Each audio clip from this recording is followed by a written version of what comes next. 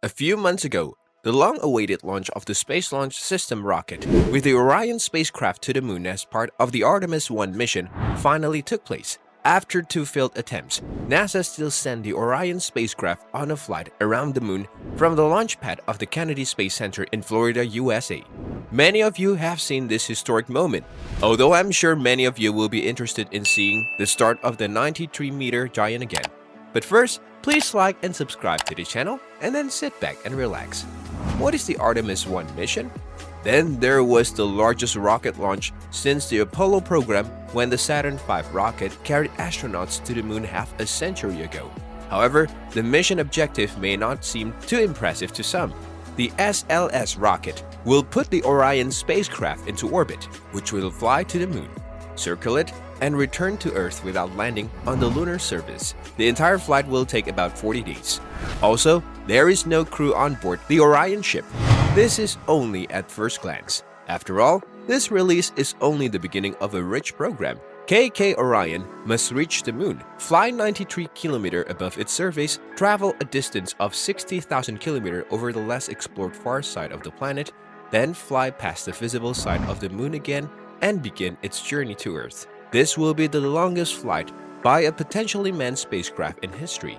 At this stage, another extremely difficult task awaits the ship. Orion will have to overcome an extremely violent re-entry into Earth's atmosphere. It is here that the heat shield will be tested, which will have to cope with crazy speeds and high temperatures. Only after landing it will be possible to tell if the spacecraft is ready to send astronauts on the same trip. Now, about the most interesting facts about this mission. The longest flight of a manned fan in history. Humanity has already sent many probes and ships into space that have gone beyond the limits of the solar system, but only unmanned vehicles have covered these enormous distances.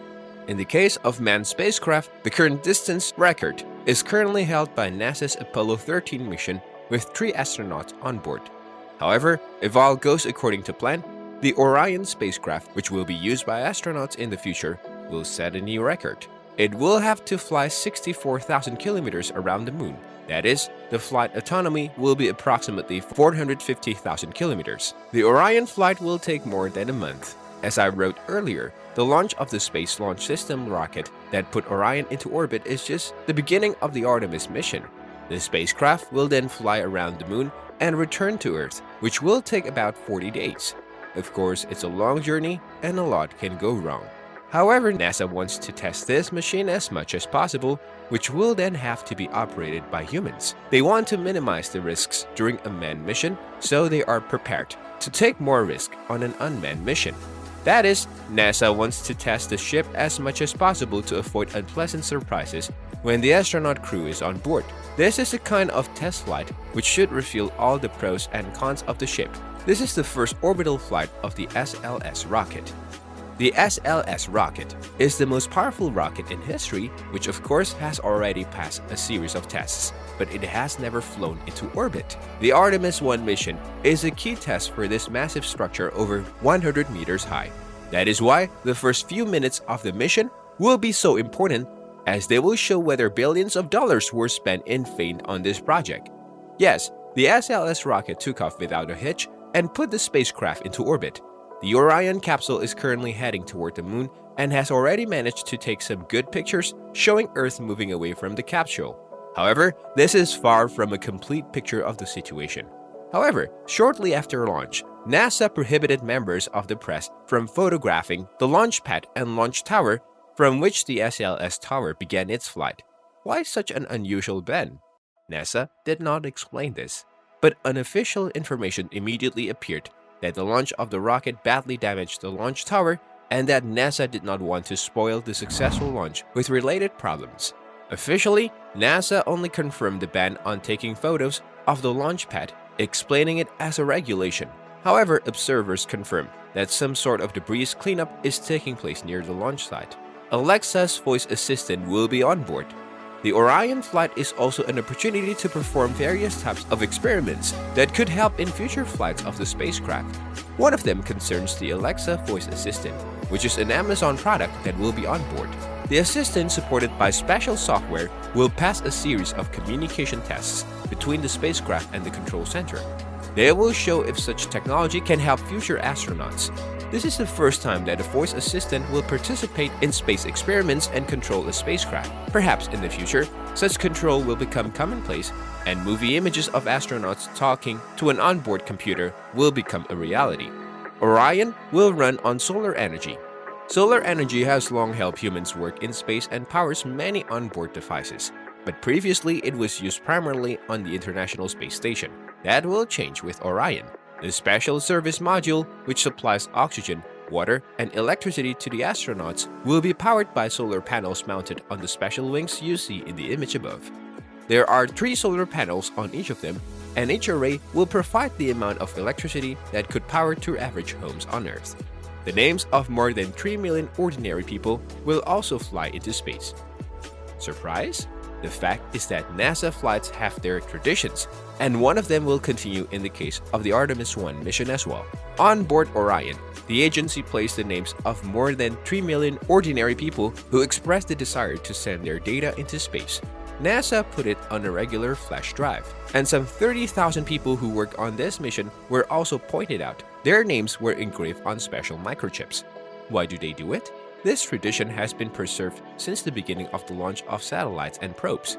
For example, quite interesting messages were left aboard Voyager for extraterrestrial civilizations. Although the probability that they will ever find the recipient is extremely small, Voyager 1 can approach the star Gliese 445 only after 40,000 years. From the information placed on the gold plates, you can roughly understand what life on Earth is like. The most famous of them contains an image of a naked man and woman surrounded by a schematic representations of the solar system, a spaceship, and explanatory posters. The image, however, caused some discontent in society as many considered it pornographic. Captain Campos, Helga, and Zohar. There are no people on board Orion, but there are special mannequins that imitate real astronaut. A dummy named Campos was placed in the NASA commander's chair, which will collect information about the condition in which the human crew will be in the future. His chair was equipped with sensors that monitor the level of vibration and acceleration during the flight, and the dummy itself was given a special protective suit that astronauts will wear during the most dangerous stages of the mission. It will contain sensors to monitor all parameters. In addition to Campos, there are 2 mannequins on board Orion, Helga and Zohar, the so-called ghosts that imitate the human body. These special mannequins are made of materials similar to human skin, soft tissue, and internal organs of an adult male, and are equipped with more than 5,600 passive sensors and 34 sensors to determine the radiation level.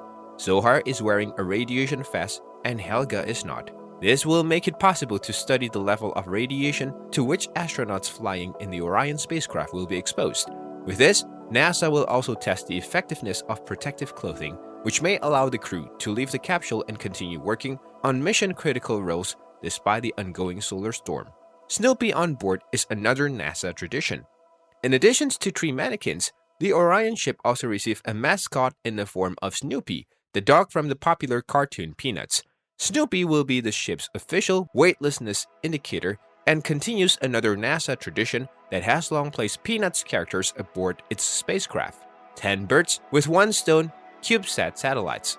The Artemis I mission also launched 10 special shoebox-sized CubeSats. Each of them will have different functions. One will search for water on the moon, another will act as a space weather station and measure the magnetic field, and the third will fly to a nearby asteroid and photograph its surface with a resolution of up to 20 megapixels. Orion will return to Earth at tremendous speed. As I mentioned, for NASA to consider the Artemis I mission 100% successful, Orion must return safely to Earth.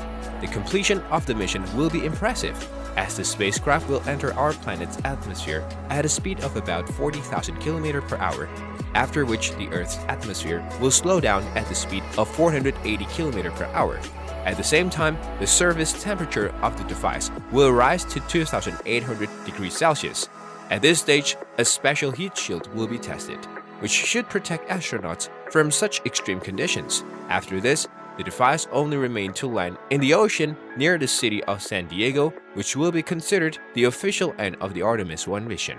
If you enjoyed this video, don't forget to hit like, the subscription button, and the notification bell. To get notified when new videos are uploaded from this channel, please share your thoughts about Artemis I, everything you need to know about NASA's historic mission to the moon in the comment section below. Thank you.